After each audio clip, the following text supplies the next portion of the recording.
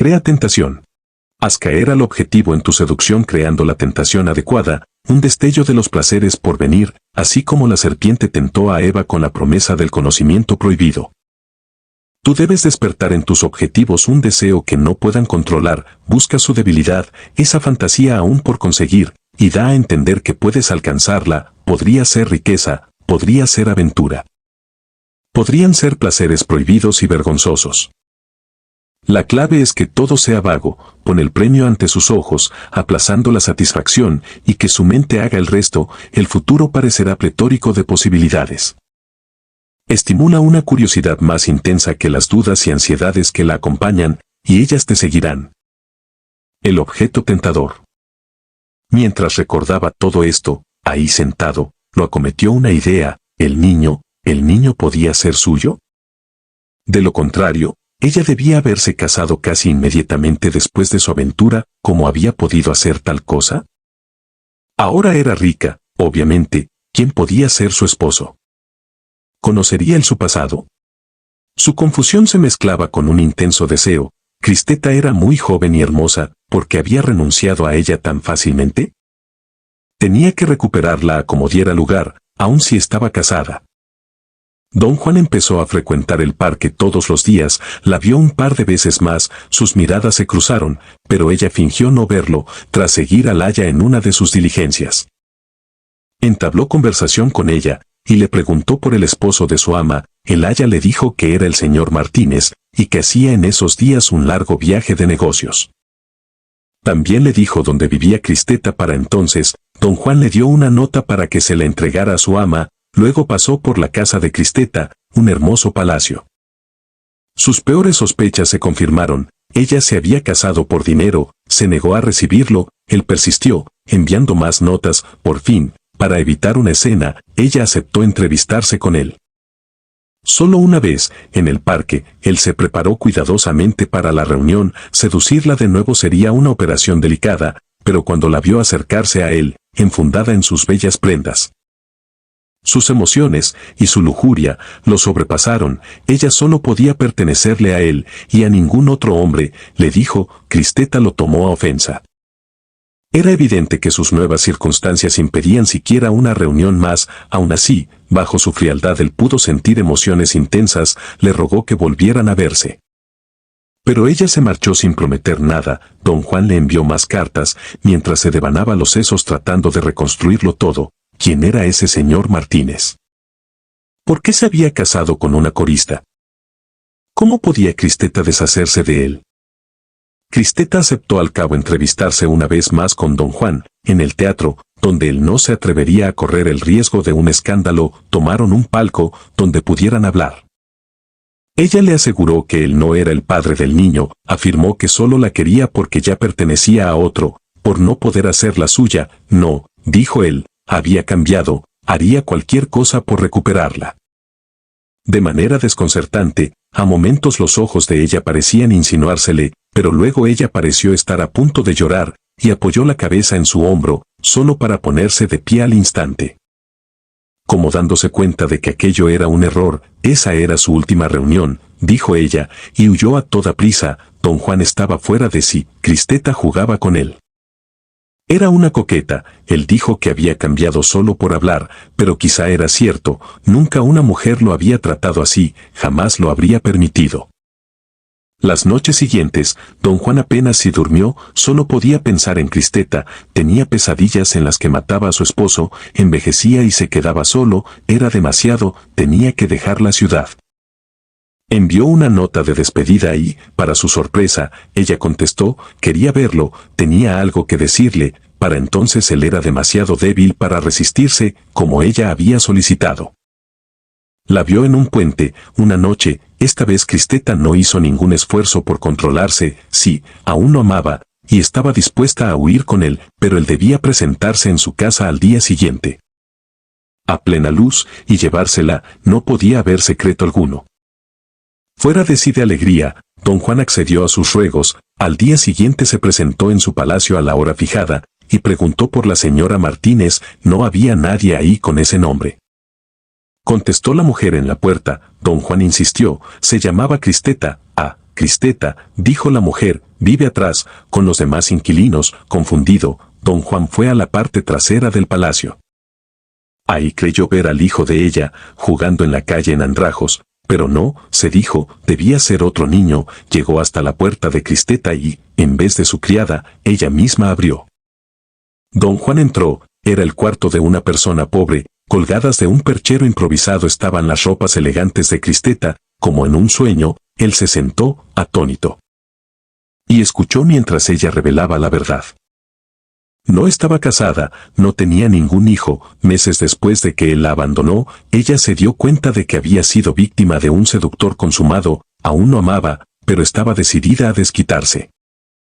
Al saber a través de una amiga mutua que él había vuelto a Madrid, usó las 500 pesetas que le había mandado en comprar ropa cara, tomó en préstamo al hijo de una vecina. Pidió a la prima de esta que se hiciera pasar por ella y rentó un coche, todo para crear la elaborada fantasía que solo existía en la mente de don Juan. Cristeta ni siquiera debió mentir.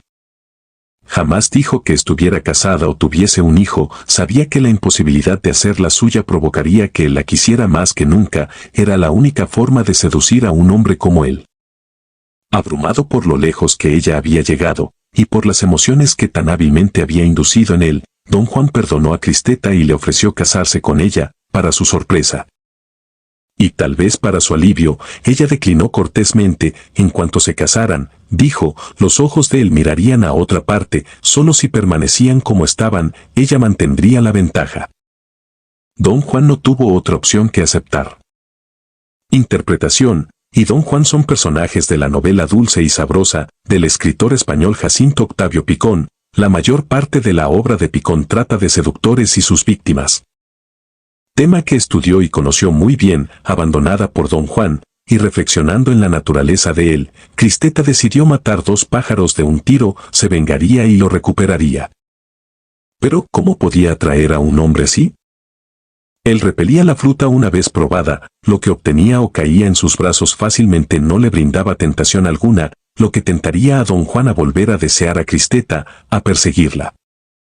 Sería saber que era de otro, fruto prohibido. Esta era su debilidad, por eso perseguía a vírgenes y casadas, mujeres que se suponía que no debía hacer suyas. Un hombre, razonó ella, nunca está contento con su suerte. Se convertiría en ese objeto distante y tentador fuera de su alcance, incitándolo, produciendo emociones que él no pudiera controlar. Don Juan sabía lo encantadora y deseable que había sido una vez para él la idea de volver a poseerla, y el placer que imaginaba recibir fueron demasiado para él. Tragó el anzuelo. Tú. La gran seductora, oportunidad. John Dryden. La tentación es un proceso doble. Primero eres coqueto, galante, estimulas deseo prometiendo placer y distracción de la vida diaria al mismo tiempo. Dejas en claro a tus objetivos que no pueden hacerte suyo, al menos no en ese momento. Estableces una barrera, una especie de tensión. Antes era fácil crear esas barreras, aprovechando obstáculos sociales preexistentes, de clase, raza, matrimonio, religión. Hoy las barreras deben ser más psicológicas. Tu corazón pertenece a otro, el objetivo en realidad no te interesa. Un secreto te detiene, no es el momento, no eres digna. Roba de la otra persona no es digna de ti, etc. A la inversa, podrías elegir a alguien con una barrera implícita. Pertenece a otro, no debe quererte. Estas barreras son más sutiles que las de la variedad social o religiosa, pero barreras al fin, y la psicología sigue siendo la misma. A la gente le cita perversamente lo que no puede o no debe tener. Crea este conflicto interior. Hay excitación e interés, pero eres inaccesible, y la tendrás en pos de ti, como tántalo del agua. Y al igual que don Juan y Cristeta, cuanto más logres que tus objetivos te persigan, más imaginarán ser ellos los agresores. Tu seducción tendrá el disfraz perfecto, en la mayoría de los casos. La gente se esfuerza por mantener su seguridad y una sensación de equilibrio en su vida. Si siempre saliera en pos de cada nueva persona o fantasía que pasa a su lado, no podría sobrevivir a la brega diaria. Usualmente ve coronados sus esfuerzos, pero lograrlo no es fácil. El mundo está lleno de tentaciones. La gente lee de personas que tienen más que ella, de aventuras de otros, de individuos que han hallado la riqueza y la felicidad, la seguridad por la que pugna, y que parece tener. es en realidad una ilusión, encubre una tensión constante. Como seductor, nunca confundas la apariencia con la realidad, sabes que la lucha de las personas por mantener un orden en su vida es agotadora, y que las corroe la duda y el rencor. Es difícil ser bueno y virtuoso, siempre teniendo que reprimir los más fuertes deseos. Con eso en mente, la seducción es más fácil, lo que los demás quieren no es tentación. La tentación es cosa de todos los días, lo que desean es ceder a la tentación, darse por vencidas, esa es la única manera en que pueden librarse de la tensión que existe en su vida. Cuesta mucho más trabajo resistirse a la tentación que rendirse a ella. Tu tarea, entonces, es crear una tentación que sea más intensa que la variedad cotidiana, debe centrarse en los demás. Apuntar a ellas como individuos, a su debilidad, entiende, todos tenemos una debilidad dominante, de la que se deriva el resto, haya esa inseguridad infantil, esa carencia en la vida de la gente.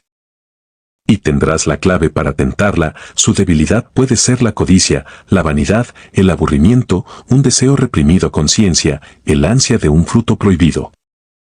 Las personas dejan ver eso en pequeños detalles que escapan a su control consciente, su manera de vestir, un comentario casual, su pasado, y en especial sus romances, estarán llenos de pistas. Tiéntalas con ardor, en forma ajustada a su debilidad, y harás que la esperanza de placer que despiertes en ellas figure más prominentemente que las dudas y ansiedades que la acompañan. En 1621. El rey Felipe III de España ansiaba establecer una alianza con Inglaterra casando a su hija con el vástago del rey inglés, Jacobo I. Este pareció aceptar la idea, pero la frenó para ganar tiempo. El embajador de España en la corte inglesa, un tal Gondomar, recibió la tarea de promover el plan de Felipe. Gondomar puso los ojos en el favorito del rey, el duque de Buckingham. Gondomar conocía la principal debilidad del duque. La vanidad. Buckingham ansiaba gloria y aventura para aumentar su fama, le aburrían sus limitadas tareas, y se enfurruñaba y quejaba por eso. El embajador lo halagó primero profusamente. El duque era el hombre más apto del país, y era una vergüenza que se le asignara tan poco que hacer. Luego empezó a susurrarle una gran aventura. El duque, como Gondomar sabía, estaba a favor de la boda con la princesa española, pero esas malditas negociaciones matrimoniales con el rey Jacobo demoraban mucho, y no llegaban a ningún lado. ¿Y si el duque acompañaba al hijo del rey, su buen amigo el príncipe Carlos, a España? Claro que esto tendría que hacerse en secreto, sin guardias ni escoltas, para que el gobierno inglés y sus ministros no sancionaran el viaje, pero eso mismo volvía todo más peligroso y romántico. Una vez en Madrid, el príncipe podría arrojarse a los pies de la princesa María, declararle su amor imperecedero y llevarla en triunfo a Inglaterra, sería una proeza caballeresca, y todo por amor.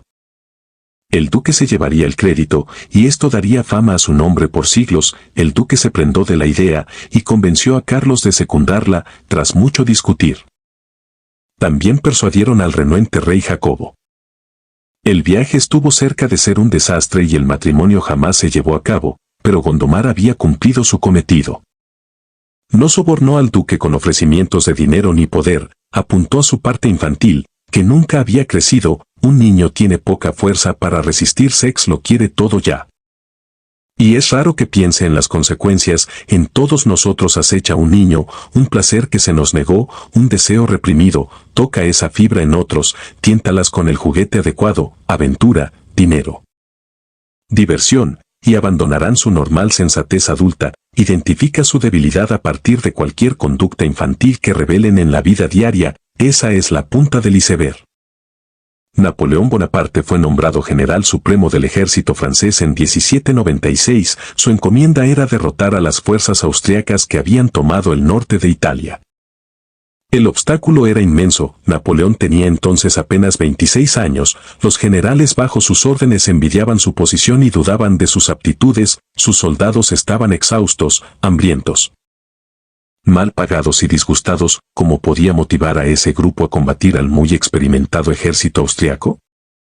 Mientras se preparaba para cruzar los Alpes en dirección a Italia, dirigió a sus tropas un discurso que quizá haya representado el momento decisivo de su carrera y de su vida. Soldados, sé que están casi muertos de hambre y semidesnudos, el gobierno les debe mucho, pero no puede hacer nada por ustedes. Su paciencia, su valor, los honran, pero no les dan gloria.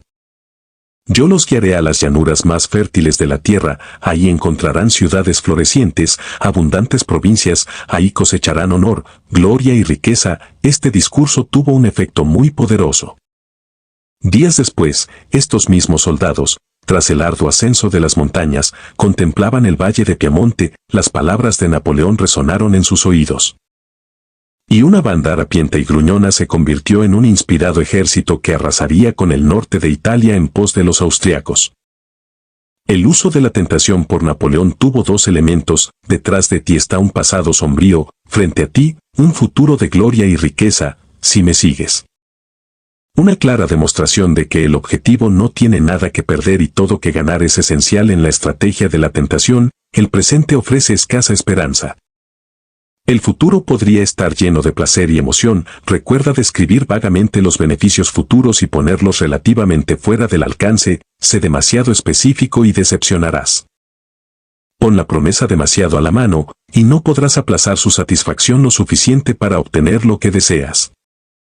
Las barreras y tensiones de la tentación están ahí para impedir que la gente ceda demasiado fácil o superficialmente. Debes hacer que luche, resista, se muestre ansiosa.